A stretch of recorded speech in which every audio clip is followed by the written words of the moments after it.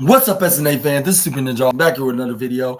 And sorry I didn't make a wrestling news video like I said yesterday because I was too busy, what I was doing. But which I'll say my experience at earlier was pretty great. And I got a chance to see the champions up on the rally, and they celebrated their Super Bowl 58 win. And but we didn't stay there for long because we had to hurry up and get back soon. But we managed to spend time with family and friends and had a little lunch and stuff. And then and I'll probably talk about more about that in the later video and another perhaps in the wrestling news. But even though this don't have nothing to do with wrestling, but if it any gets, what I mean, like if it's in the wrestling news, like if anything, like when a wrestler talks about the Super Bowl and stuff and the parade and things like that. But we're gonna talk about that in a later video. But we're gonna talk about what this video is all about. This is the wrestling news video. I'm not wrestling news, the AEW review, Dynamite review, I should say. Man, Dynamite was absolutely fantastically phenomenal. And for those who haven't been watching, definitely needs to tune in. I'll say at least with 3 out of the 5 matches. And we're going to start off with a match that's maybe the second match of the night. These two guys that we thought we would never see, even though they're AEW mainstays and both former WWE wrestlers, none other than Blackpool Combat Club member Jon Moxley, taking on one half of the FTR, Uncle Dax Harwood. And I think the last time they ever wrestled when Seth Rollins and Dean Ambrose were tag team champions back in 2017, if I'm not mistaken. But anyway, this is where we saw this AEW, this minor AEW dream match, like starting with Jon Moxley grappling with Dax Harwood. Like this is where he pushed him right against the upper right corner of Tina the Turnbuckle. This is where we got him trying to grab on. This is where Dax Harwood's like, no, no, let go. And this is where Jon Moxley's like, okay, I'm letting go. And then this is where Jon Moxley didn't try to go for a headlock, didn't try hitting right hands, but this is where the referee was like 1, 2, 3, 4, and then this is where he had to stop. This is where he stopped and got off it. But before he did, this is where he gave him a Valentine's Day gift because today is Valentine's Day, and I forgot to tell you guys Happy Valentine's Day also as well.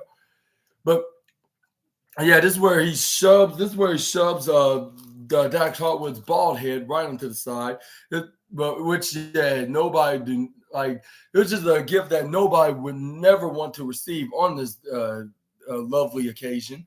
This is where we got Dax Harwood was very provoked about. This is where he started hitting punches, and then punches turned to chops, which he was where they were leading to the diagonal corner to the bottom left, where they were just at. And this is where he started hitting punches, chops, something that Jon Moxley did in his days in WWE as Dean Ambrose. And then this is where he was back in the number 3 list. I'll say is number 3 on the envy list, I should say. Again with Gunther, which him and Brody King was fighting over to get in the spot of 3rd place, which I think Uncle Dax Harwood did win this battle. But I think Brody King would demand another competition of who does the better chops and who's doing a better job provoking the ring general. Which that's what Dax Harwood was showing. Like, even though he's not up where Eddie Kingston and Bryan Danielson is number 1, number 2, but he can show his arch rival Brody King to show that he's gonna provoke Gunther for God knows what reason, but he's may or may not like the guy. This is where John Moxley then start intercepting. This is where he hits chops, but not as close as where Uncle Dax and Danielson, Kingston, and Brody King is at. But this is where, as soon as he started hitting a couple chops around to Uncle Dax, Dax then started hitting right hands right onto him, like I believe about 3 straight times. This is where he got him right into the upper left corner. This is where John Moxley moved to the upper right. This is where Dax Hart would try to go for another move on the former AEW champion. This is where John Moxley then countered that and started hitting punches and chops, which Gunther is not being very pleased. Because John Moxley's nearly getting himself in the 5th place position. Like, and this is where Dax Hart would then start intercepts, start hitting left rights and hands, and this is where it's right forearms, which he send him face first driven right to the upper right corner. This is where he started hitting punches and chops, like if he was Moxley, which he nearly provoked him, like when Jay White tried to make Renee Paquette say "bang bang bang gang," maybe some kind of a sign that he's hitting on her, like any other wrestlers such as Max Caster with an M, Max, not Dax. But anyways, yeah, this is where we got that. But anyway, Dax said this is where he started repeatedly doing this. Where I was like, please be careful doing that move, because if you're not careful, John Moxley gonna be very pissed off, and he's gonna come after you the way that you don't want him to. And this is where he rams him right to the bottom right corner. This is where he started hitting big slapping chops, which who was said big business? I believe it was Excalibur. I was like, he sounded like Simon Miller when he says big man slapping man meat. Well, he didn't say the slapping man meat, but it's that big man with those slaps.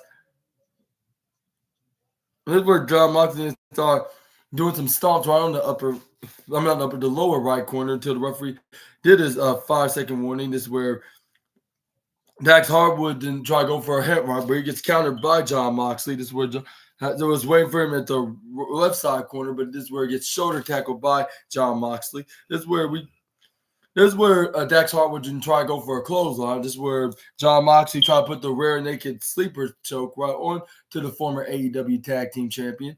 This is where he was trying to seek that body weight right on to Dax Harwood, but Dax Harwood, I believe, grabbed on the ropes and escaped out of it. This is where they were on the outside. John Moxley throws Dax right over the barricade onto the top in the upper left corner. This is where Dax Harwood start fighting back on to the former WWE and AEW champion. Started hitting lefts and rights, and then John Moxley then stop him from hitting more by hitting him with a big right hand. This is where he tried to go for a move with him hanging him right off the barricade, but this is where John Moxley didn't. I mean, this is when Dax Harwood then came in there, started hitting strikes again, but this is where John Moxley picks him up and trips him over. This is where he tried to go for like a catapult flapjack like maneuver right over to Rita the ring post in the upper right. This is where he went flat right on the ground onto the ground. This is where John Moxley then brought him back in the ring, hitting right hands right into the head, into the upper right, until Dax Harwood then grabs him around like 5 or 6, maybe even 7 punch that he took from Moxley and hit him with a sit-out power bomb. Tried to go for a pin, but he only got 2.7.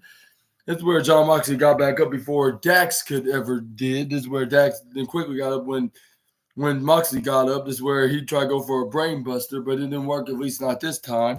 It's like every time I hit it, like when 2 separate times, like this is where John Moxley tried to make sure to hang on. This is where John Moxley was hanging off the top.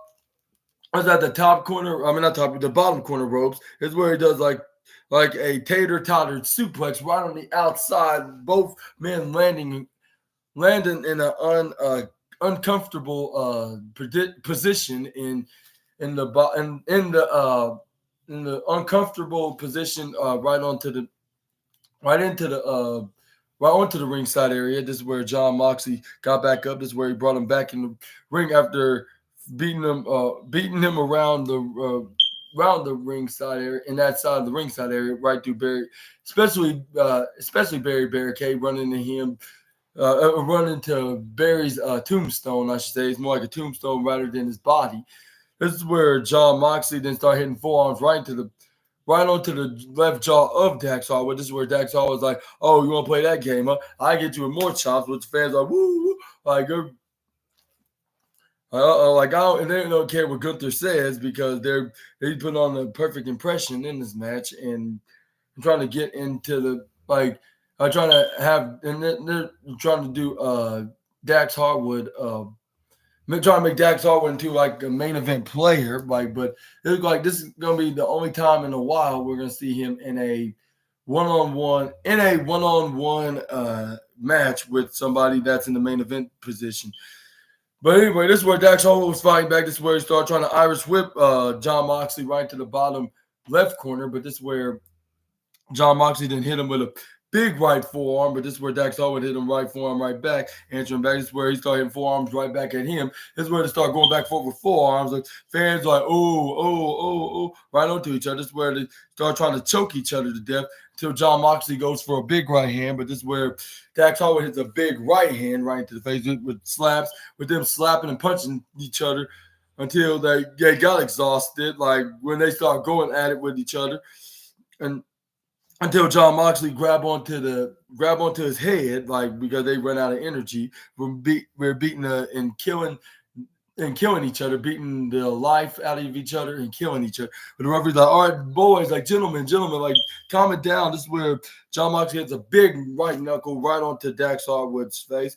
This is where John Moxley and try to hang on to the upper left corner, like of the turnbuckle. This is where Dax Hall was like, I'm rising," like if he was resurrecting from the dead. But of course, he wasn't dead, obviously. But you get what I mean. But anyway, this is where he hits him with a big knife edge chop right onto the chest. I was like, like if he's not careful, he's gonna surpass either Eddie Kingston or Bryan Danielson, if not both. But this is where he hit him with a big knife edge chop right onto John Moxley. But this is where he tried to go for a suplex. But this is where John Moxley put him in a guillotine, which I was like, hey, why is he in that move?